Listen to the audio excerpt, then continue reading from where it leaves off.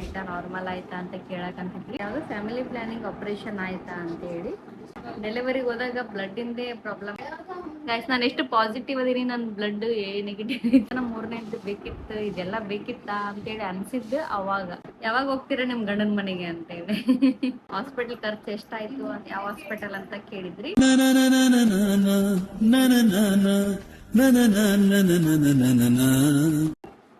Hi hello ಎಲ್ಲರಿಗೂ ನಮಸ್ತೆ, welcome back to my YouTube channel. ಇವತ್ತಿನ ಬ್ಲಾಗ್ ಏನಪ್ಪ ಅಂತಂದ್ರೆ, ನಂಗೆ ತುಂಬ ಜನ ಕಮೆಂಟ್ಸ್ ಮಾಡಿದ್ರಿ ನಾನು ಹಳೆ ಬ್ಲಾಗ್ಸಲ್ಲಿ. ಹಳೆವಂದ್ರೆ ಈ 1 ಮಂತ್ ಬ್ಯಾಕ್ ನಂಗೆ ಆನ್ಸರ್ ಮಾಡೋಕ್ಕೆ ಟೈಮ್ ಸಿಕ್ಕಿದ್ದಿಲ್ಲ ಗೈಸ್. ಅದಕ್ಕೋಸ್ಕರ ಸ್ವಲ್ಪ ಕ್ವಶನ್ಸ್ಗೆ ಆನ್ಸರ್ ಮಾಡೋಣ ಅಂತೇಳಿ ಮಾಡ್ತಾ ಇದ್ದೀನಿ. ಏನಪ್ಪ ಕ್ವಶನ್ಸ್ ಅಂತಂದ್ರೆ, ಆಲ್ಮೋಸ್ಟ್ ನನ್ನ ಪ್ರೆಗ್ನೆನ್ಸಿ ಆದಮೇಲೆ, ಪ್ರೆಗ್ನೆನ್ಸಿಗಿಂತ ಮುಂಚೆ ಕ್ವಶನ್ಸೇ ಜಾಸ್ತಿ ಮಾಡಿದ್ರಿ. ಹೆಂಗಿತ್ತು, ಹೆಂಗಾಯಿತು, ಏನೇನು ಅಂತ ಕೇಳಿದ್ರಿ. ಒಂದೊಂದಕ್ಕೆ ಆನ್ಸರ್ ಮಾಡಿ ಒಂದೊಂದು ಬ್ಲಾಗ್ ಮಾಡಿದ್ವಿ. ಬಟ್ ಒಂದೊಂದಕ್ಕೆ ಮಾಡೋಕ್ಕಾಗಲಿಲ್ಲ, ಬೇರೆ ಏನೋ ಮಾಡಿಬಿಟ್ವಿ. ಅವಕ್ಕೆ ಆನ್ಸರೇ ಮಾಡೋಕ್ಕಾಗಲಿಲ್ಲ. ಅದಕ್ಕೋಸ್ಕರ ಈ ಬ್ಲಾಗ್ ಮಾಡಕಂತೀನಿ.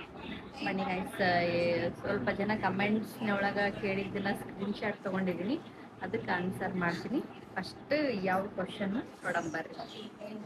ಫಸ್ಟ್ ಕ್ವಶನ್ ಏನಪ್ಪ ಅಂತಂದ್ರೆ, ಭಾಳ ಜನ ಕೇಳಿದ್ರೆ, ನಾನು ಆಲ್ರೆಡಿ ನನ್ನ ಹಳೆ ಬ್ಲಾಗ್ಸ್ನಲ್ಲಿ ಹೇಳ್ಕೊಂತಾನೆ ಬಂದಿದ್ದೆ ನನಗೆ ಸಿಸರೇನ್ ಆಗುತ್ತಾ ಅಂತ. ಆದ್ರೂ ನನಗೆ ನೋವು ಕಾಣಿಸ್ಕೊಂಡೈತಿ ಅಂತೇಳಿ ಒಂದು ವಿಡಿಯೋ ಹಾಕಿದ್ಲು ನಮ್ಮ ಸಾವಿತ್ರಿ. ಅವಾಗ ಅದಕ್ಕೆಲ್ಲರೂ ಕಮೆಂಟ್ಸ್ ಮಾಡಿದ್ರಿ, ಸಿಸರೇನ್ ಆಯ್ತಾ ನಾರ್ಮಲ್ ಆಯ್ತಾ ಅಂತ ಕೇಳಕಂತಿದ್ರಿ.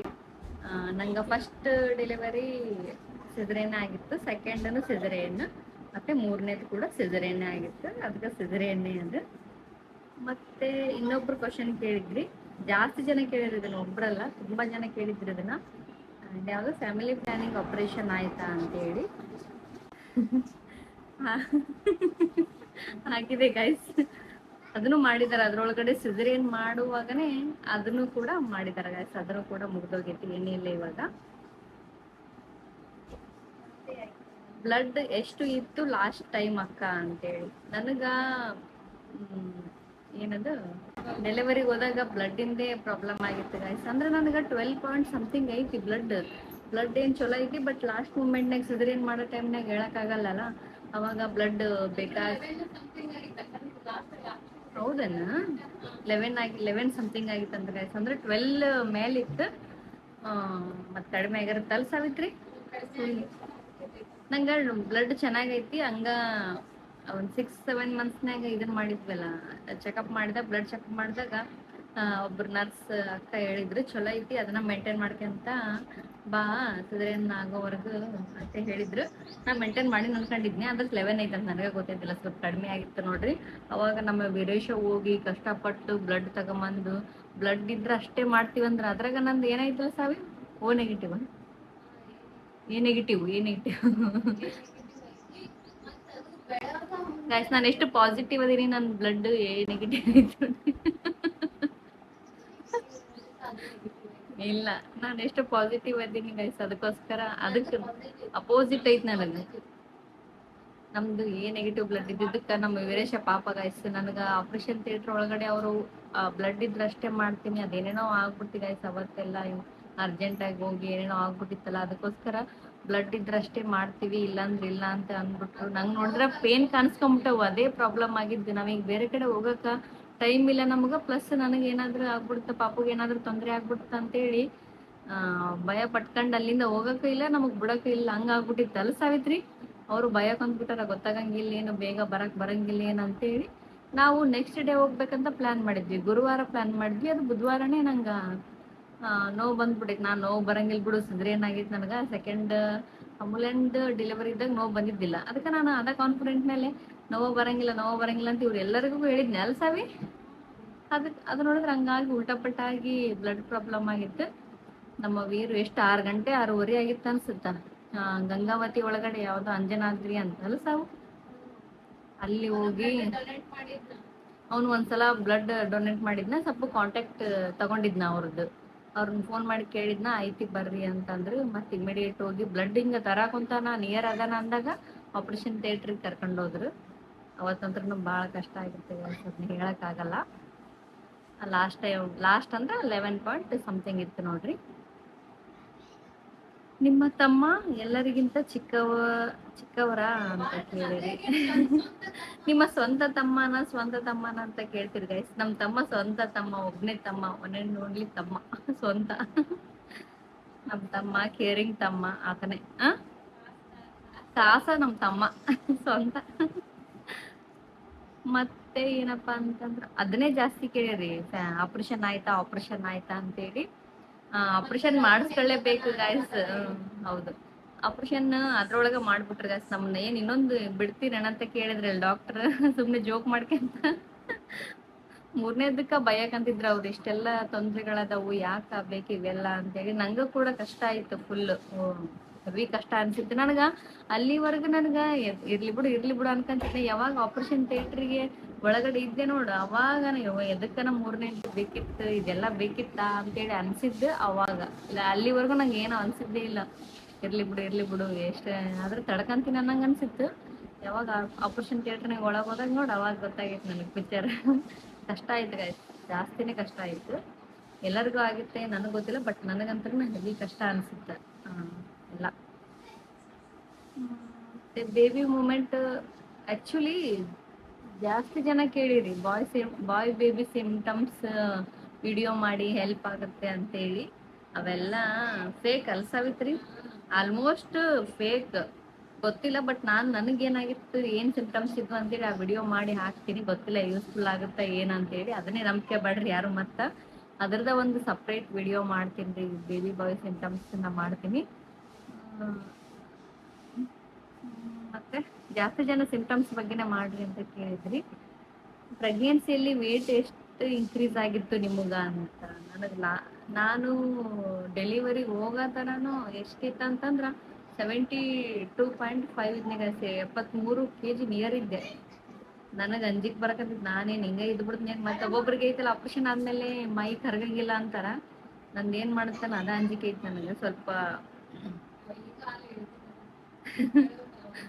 10 kg ಇಳ್ದೀನಿ, 60 ಆಗಿನಿ. 72 ಇದ್ನಿ, 12 kg ಇಳ್ದೀನಿ ಗೈಸ್ ಇವಾಗ. ಇವಾಗ ಏನು ಮಾಡಕ್ ಆಗಂಗಿಲ್ಲ, ತಾನೇ ಇಳ್ದೀನಿ. ಮತ್ ನಾನೇ ಇಳಿಸೀನಿ, ಹಂಗೆ ಡಯಟ್ ಏನು ಮಾಡಿಲ್ಲ, ತಾನೇ ಇಳ್ದೈತಿ. ಕೇಳಿದ್ರಿ ಹೆಂಗ್ ವೇಟ್ ಲಾಸ್ ಆದ್ರಿ ಅಂತ ಹೇಳಿ, ಯಾವ ವೇಟ್ ಲಾಸ್ ಏನು ಮಾಡಿಲ್ಲ, ತಾನೇ ಹೋಗೈತೆ ಅದು. ಇನ್ನ ಒಂದು 60 kg ಆಗೀನಿ. 55 ಆದ್ರೆ 5 kg ಇಳಿಬೇಕು ಗೈಸ್, ಅದೇ ಟಾಸ್ಕ್ ಇವಾಗ ನಂಗೆ. ನೆಕ್ಸ್ಟ್ ಗೊತ್ತಿಲ್ಲ ಮತ್ತೆ ಏನ್, ಒಬ್ಬೊಬ್ರಿಗೆ ಆಪರೇಷನ್ ಆದ್ಮೇಲೆ ಇನ್ಕ್ರೀಸ್ ಆಗುತ್ತಂತ ಬಾಡಿ. ಮಕ್ಕಳ ಆಪರೇಷನ್ ಆದ್ಮೇಲೆ ಇನ್ಕ್ರೀಸ್ ಆಗುತ್ತಂತ. ನನಗೇನಾಗುತ್ತನ ದೇವ್ರೇ ಇರಬಾರ್ದು ಬೊಜ್ಜು ಅಂತ ಹೇಳಿ ಬೇಡ್ಕೊಳಕ್ಕೆ ದೇವ್ರನ್ನ. ಮತ್ತೆ ಇನ್ನೊಂದು ಕ್ವಶನ್ ಏನಪ್ಪಾ ಅಂತಂದ್ರ, ಜಾಸ್ತಿ ಜನ ಕೇಳಕಂತೀರಿ ರಘು ಆರಾಮದನ ಅಂತೇಳಿ. ರಘು ಆರಾಮದನ. ಇವಾಗ ಸ್ವಲ್ಪ ಬಿಸಿಲೈತಲ್ಲ, ಸ್ವಲ್ಪ ಕಿರಿಕಿರಿ ಮಾಡ್ತಾನ ಗೈಸ್. ನೈಟ್ ಮಾಡಕಂತಿದ್ನ ಫಸ್ಟ್, ಹಾಸ್ಪಿಟ್ಲಿಂದ ಬಂದ್ಮೇಲೆ ಫುಲ್ ನೈಟ್ ಆಳಕಂತಿದ್ನ ಸ್ವಲ್ಪ ದಿನ. ಇವಾಗ ಈ ಸಂಜೆ ಆಳಕಂತಾನ. ಸಂಜೆಯಿಂದ ಸ್ಟಾರ್ಟ್ ಮಾಡಿದ್ರ ರಾತ್ರಿ ಹೆಂಗ ಕೊಯ್ ಅಂತೇಳಿ ಇರೋದ. ಮತ್ತೆ ಒಂದೊಂದ್ಸಲ ಉಸ್ತುರಿಂಗ್ ಹೋಗೋದಾರ ಆಳ್ತಾನ, ಅಂತ ಅಪ್ರೇ ಆಳ್ತಾನ ಸಂಜೆ. ಬಟ್ ಪರವಾಗಿಲ್ಲ. ಎಷ್ಟು ವೀಕ್ಸ್ಗೆ ಡೆಲಿವರಿ ಆಗಿದೆ ಅಂತ ಕೇಳ್ಯಾರ ಸರ್. 30. ನೆನಪಾಗಲ್ಲ ಸಾವಿತ್ರಿ, ಕೇಳು ಕ್ವಶನ್ಸ್ ಅಂತ ನಿನ್ನೆಗ ಅದಕ್ಕೆ ಹೇಳಕಂತಾಳ. ಡೆಲಿವರಿ ಎಷ್ಟು ಅಂದ್ರ, ಇನ್ನೊಂದ್ ಏನಪ್ಪಾ ಅಂತಂದ್ರ, ನಂಗ ಡೆಲಿವರಿ ಎಷ್ಟು ವೀಕ್ಸ್ ಆಯ್ತಂತಂದ್ರ, ಅನನ್ಯ ಅಮೂಲ್ಯ ಅಂದ್ರೆ 10 ವರೆಗೂ ಅದೇನಂದ್ರೆ 10 ತಿಂಗಳು ಆಗ್ತಿತ್ತು. ಅವಾಗ ಡೆಲಿವರಿ ಪೇನ್ ಬರ್ತಿತ್ತು. ಪೇನ್ ಬಂದಿದ್ದಿಲ್ಲ ಅಮೂಲ್ಯಾಗ, ಬಟ್ ಡೇಟ್ ಅವಾಗ ಕೊಟ್ಟಿದ್ರು. ನಮ್ಮ ರಘುವರನಿಂದ ಅಂದ್ರೆ ಬೇಗನೆ 9 months ಆಗಿ ಒಂದು 15 days ಆಗಿತ್ತು. 15 days, ಒಂದು 20 days ಆಗಿತ್ತು. ನನ್ನ ಪ್ರಕಾರ ತಪ್ಪಿಲ್ಲವ, ಕರೆಕ್ಟ್ ಐತಿ.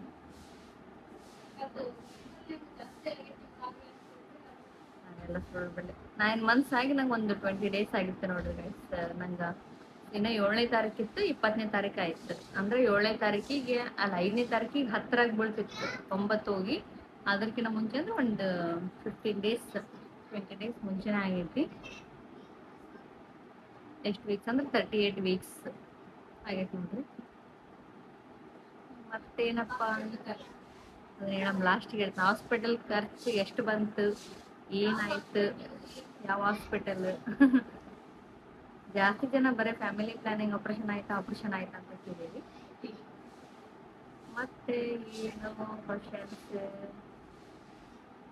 ನಾರ್ಮಲ್ ಡಿಲಿವರಿನ ಅಕ್ಕ? ನಾರ್ಮಲ್. ಇನ್ನೊಂದೇನಪ್ಪಾ ಅಂತಂದ್ರೆ ಡಾಕ್ಟರ್ ನಂಗ ಒಳಗಡೆ ಆಪರೇಷನ್ ಥಿಯೇಟರ್ ಕಡೆ ಹೋಗಿವಲ್ಲ ಭಯ ತಂದ್ಬಿಟ್ಟಿದ್ರು. ನಾರ್ಮಲ್ ಆಗ್ಲಿ ಅಂತ ಕಾಯಕ್ ಕುಂತಿದ್ರಿ, ಏನು ಗೊತ್ತಾಗಲ್ಲ ಏನು ಇಷ್ಟೆಲ್ಲ ರಿಸ್ಕ್ ಇದಾವು, ನಾರ್ಮಲ್ ಆಗ್ಲಿ ಅಂತ ವೇಟ್ ಮಾಡಕಂತಿದ್ರಿ ಅಂತ. ನಾವ್ ಯಾವ ನಾರ್ಮಲ್ ಆಗ್ಲಿ ಅಂತ ನಾನು ಹೇಳಕಂತೀನಿ, ದೇವ್ರ ಮೇಲೆ ಆಣೆ ಹಾಕಂತೀನಿ ಸಾವು ನಾನು ಒಳಗಡೆ. ದೇವ್ರಣ್ಣಗ್ರಿ ಹಂಗೇನ್ ಮಾಡಿಲ್ರಿ ನಾವ್ ಅನ್ನಕಂತೀನಿ. ಅಂದ್ರೆ ನಂಗೆ ನೋವು ಕಾಣಿಸ್ಕೊಂಬಿಟ್ಟವಲ್ಲ, ಡಾಕ್ಟ್ರು ನೋವು ಕಾಣಿಸ್ಕೊಳ್ಳಿ ಅಂತ ಇಷ್ಟು ದಿನ ತಡೆದಿರಿ, ಇನ್ನ ಸ್ವಲ್ಪ ಬಂದಿರಿ ಏನಂತ ಅನ್ನಕೊಂತ ಭಯಕಂತಾರ ಒಳಗಡೆ. ನಾವ್ ನೆಕ್ಸ್ಟ್ ಡೇ ಹೋಗ್ಬೇಕು ಅನ್ಕೊಂಡಿದ್ವಿ. ನಾರ್ಮಲ್ ಡೆಲಿವರಿ ಯೋಚನೆನೇ ಇಲ್ಲ ಗೈಸ್ ನಮ್ಗೆ, ಅಂತ ಯೋಚನೆನ ನಾವು ಮಾಡಿದ್ದಿಲ್ಲ, ಅಂತ ರಿಸ್ಕ್ ನಾವು ತಗೊಳ್ತಿದ್ದಿಲ್ಲ. ಫಸ್ಟ್ ಆಫ್ ಆಲ್ ಅದು ದೇವ್ರು ಹಂಗ್ ಮಾಡಿದ್ನ ಅನ್ಸುತ್ತ. ಅಲ್ಲ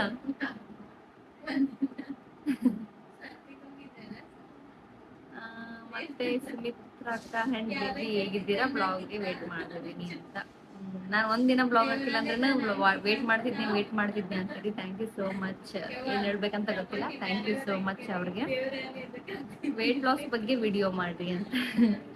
ನಿಜ ಹೇಳ್ಬೇಕಂದ್ರ ನಾನು ಖಂಡಿತ ವೇಟ್ ಲಾಸ್ ಮಾಡ್ತೀನಿ, ಕಾನ್ಫಿಡೆಂಟ್ ಐತಿ ನನಗೆ. ಓವರ್ ಕಾನ್ಫಿಡೆಂಟ್ ಇಲ್ಲ, ಕಾನ್ಫಿಡೆಂಟ್ ಐತಿ, ಮಾಡ್ತೀನಿ. ನಾನು ಎಷ್ಟು ನಾರ್ಮಲ್ ವೇಟ್ ಇದ್ನೆ ಅಲ್ಲಿವರೆಗೂ ಬಂದ ಮೇಲೆ ಅದ್ರದ ಸಪ್ರೇಟ್ ಹೆಂಗ್ ಮಾಡಿದೆ ಏನ್ ಮಾಡಿದೆ ಅಂತೇಳಿ ಸಪ್ರೇಟ್ ವೇಟ್ ಲಾಸ್ ಬಗ್ಗೆನ ಒಂದು ವಿಡಿಯೋ ಮಾಡ್ತೀನಿ. ಎಲ್ಲರೂ ರಘು ರಘು ಅಂತ ಮಾಡಿದಿರಿ.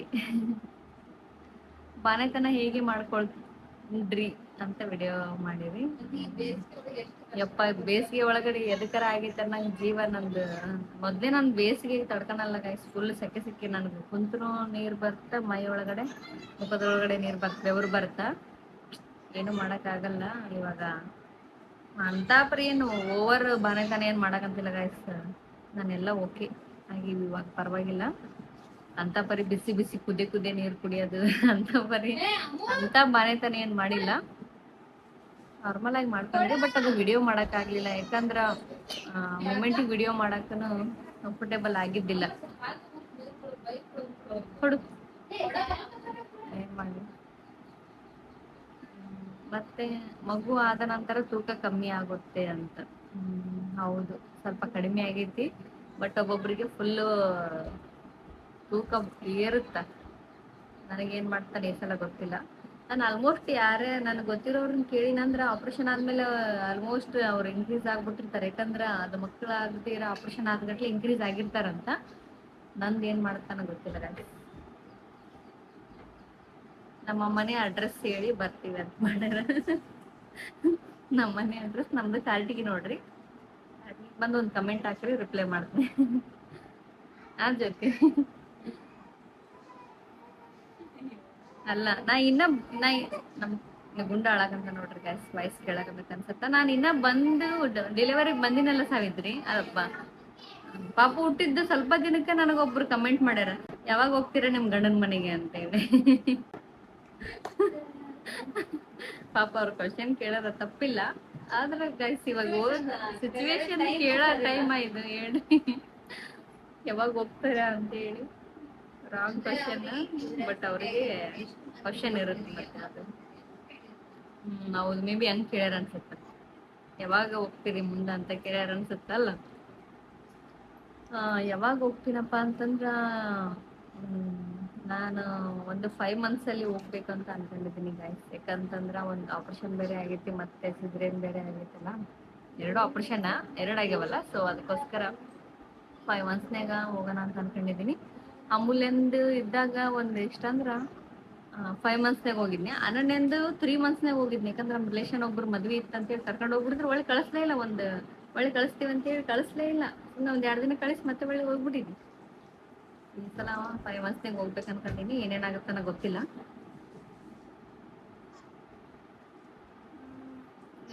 ನೀವು ಹಾಕಿರೋ ಡ್ರೆಸ್ ಲಿಂಕ್ ಜಾಸ್ತಿ ಜನ ರೇಷ್ಮಂದ್ ನಂದು ಡ್ರೆಸ್ಸಿನ ಲಿಂಕ್ ಕೇಳ್ತಿರ್ತೀರಿ. ಆಲ್ರೆಡಿ ಒಂದು ಸಪ್ರೇಟ್ ಬ್ಲಾಗೇ ಮಾಡಿದೀನಿ ನಾನು, ಒಂದು ಇನ್ಸ್ಟಾಗ್ರಾಮ್ ಅಲ್ಲಿ. ನಾನು ಮಾಡಿರಲ್ಲ, ನಮ್ ರೇಷ್ಮಾ ಮೆನ್ಷನ್ ಮಾಡಿರ್ತಾರ ನೋಡ್ರಿ, ಆ ಪೇಜಿಗೆ ಹೋಗಿ ಮೆಸೇಜ್ ಮಾಡ್ರಿ, ಅವರು ರಿಪ್ಲೈ ಮಾಡ್ತಾರ. ಓಲ್ಡ್ ಸ್ಟಾಕ್ ಇರಂಗಿಲ್ಲ ಗೈಸ್, ನಾವ್ ಹಾಕೊಂಡಿರೋದು ಒಂದೊಂದು ಇರಂಗೇ ಇಲ್ಲ. ನಾವು ಒಳ್ಳೆ ಕೇಳಕ್ ಹೋದ್ರೂ ಇರಂಗಿಲ್ಲ. ನೀವು ಏನಾದ್ರೂ ನ್ಯೂ ಅಪ್ಡೇಟ್ ಇರ್ತಾವ ನೋಡ್ರಿ, ಅವು ಇರ್ತಾವು. ಮತ್ತೇನು ಕ್ವಶನ್ಸ್ ಸಾವಿ ನೀನ ಕೇಳು. ನಿಮಗೆ ಯಾವ ಆಪರೇಷನ್ ಆಗಿತ್ತು ಅಂತ ಕೇಳಿದ್ರಿ. ನನಗೆ ಒಂದು ಆಪರೇಷನ್ ಆಗಿತ್ತು ಅಂತ ಹೇಳ್ತಿದ್ನ್ಯಾ. ನನಗೆ ಒಂದು ಸಿದ್ರೇನ್ ಮಾಡಿದ್ದು ಒನ್ ಸೈಡ್, ಲೆಫ್ಟ್ ಸೈಡ್. ನಂಗೆ ರೈಟ್ ಲೆಫ್ಟ್ ಕನ್ಫ್ಯೂಷನ್ ಆಗುತ್ತೆ ಸ್ವಲ್ಪ.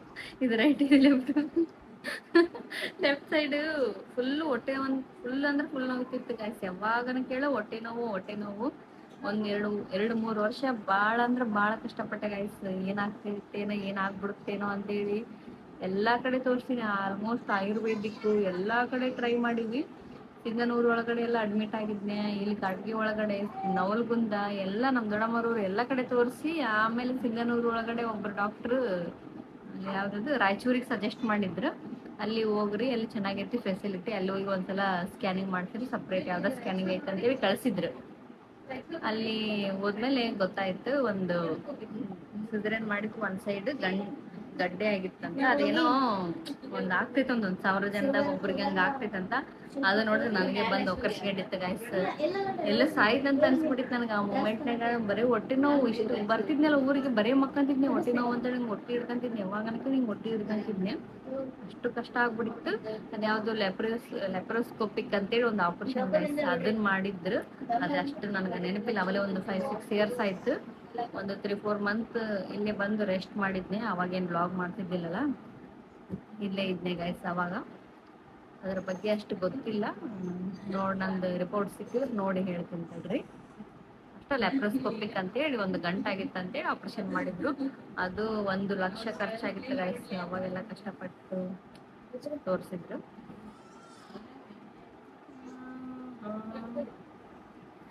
ಓಕೆ ಗೈಸ್, ಮತ್ತೇನಾದ್ರೂ ಕಮೆಂಟ್ಸ್ ಇದ್ರೆ ನಂಗೆ ಮತ್ತೇನಾದ್ರೂ ಕ್ವಶನ್ಸ್ ಇದ್ರೆ ಕಮೆಂಟ್ ಮಾಡ್ರಿ. ಮತ್ತೆ ಲಾಸ್ಟ್ ಕ್ವಶನ್ ಏನಪ್ಪಾ ಅಂತಂದ್ರೆ, ನಿಮ್ದು ಆಪರೇಷನ್ ಹಾಸ್ಪಿಟಲ್ ಖರ್ಚು ಎಷ್ಟಾಯ್ತು, ಯಾವ ಹಾಸ್ಪಿಟಲ್ ಅಂತ ಕೇಳಿದ್ರಿ. ಯಾವ ಹಾಸ್ಪಿಟಲ್ ಅಂತ ಆಲ್ರೆಡಿ ಗೊತ್ತೇ ಇರುತ್ತೆ ನಿಮಗೆ. ನಮ್ಮ ಘಾಟಿ ಒಳಗಡೆ ಅನನ್ಯ ಮಲ್ಟಿ ಸ್ಪೆಷಾಲಿಟಿ ಅಂತ ಹಾಸ್ಪಿಟಲ್, ಅಲ್ಲಿ ಸಿಸರೇನ್ ಮಾಡಿಸಿದ್ವಿ. ಎಲ್ಲ ಫೆಸಿಲಿಟಿನೂ ಚೆನ್ನಾಗಿತ್ತು. ಮತ್ತೆ ಎಲ್ಲ ನರ್ಸ್ಗಳನ್ನ ತುಂಬಾ ಚೆನ್ನಾಗಿ ನೋಡ್ಕೊಂಡ್ರು, ಫುಲ್ ಕೇರಿಂಗ್ ಮಾಡಿದ್ರು. 2 ದಿನ ಇದ್ವಿ ನಾವು. ಒಂದಿನ ಡೆಲಿವರಿ ಆದ ದಿನ, ನೆಕ್ಸ್ಟ್ ದಿನ ಒಂದಿನ, ಮತ್ತೆ ನೆಕ್ಸ್ಟ್ ಮಾರ್ನಿಂಗ್ ಒಂದು 12 ಗಂಟೆ ಹಂಗ ಬಿಲ್ ಪೇ ಮಾಡಿ ಹೋಗ್ಬಿಟ್ವಿ.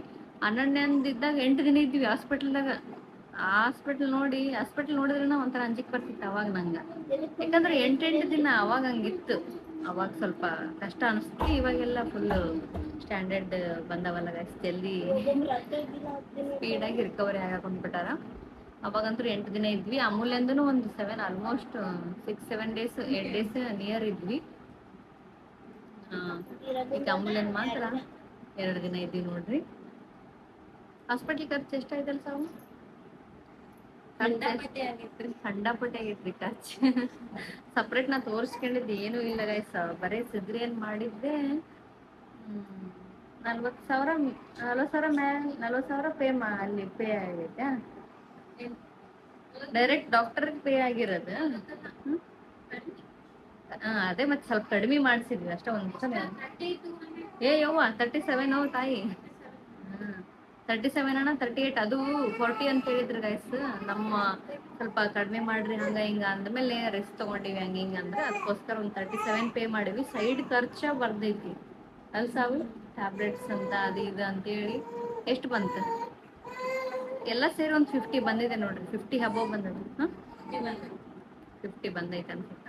ಮತ್ತೆ ಓದ್ಗಟ್ಲೆ ಬ್ಲಡ್ ಅದು ಇದು ಸೇರಿ 50 ಅಬೋವ್ ಬಂದೈತವ. ಅಲ್ಲ ಬ್ಲಡ್ ಇಂದು ಎಲ್ಲ ಹೇಳಿದ್ರೆ ನಮ್ ಗುಂಡ ಹಾಳಾಕಂತಾನ.